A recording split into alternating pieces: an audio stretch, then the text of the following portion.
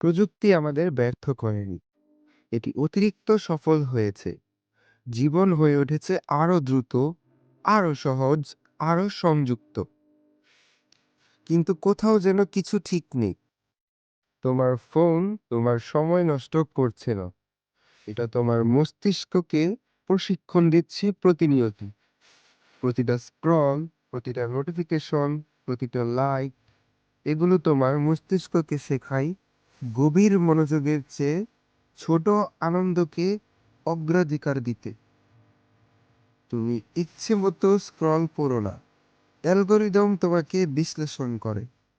তোমার থেমে থাকা, তোমার অভ্যাস, তোমার অনুভূতি, তারপর এটি তোমাকে দেখায় যেটা তোমাকে আটকে রাখে।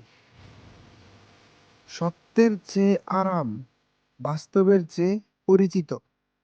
তোমার ফোকাসের অভাব নেই। তোমার মস্তিষ্ককে শেখানো হয়েছে বারবার মনোযোগ বদলাতে। দ্রুত ভিডিও, দ্রুত রিপ্লাই, দ্রুত পুরস্কার।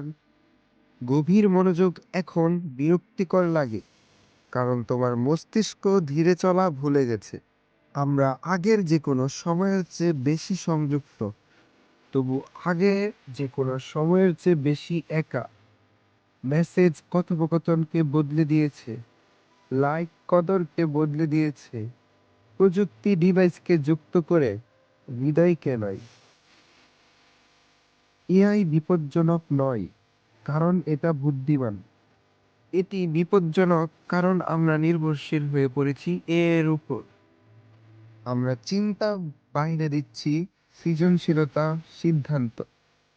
প্রযুক্তি খারাপ নয়, এটি একটি হাতিয়ার।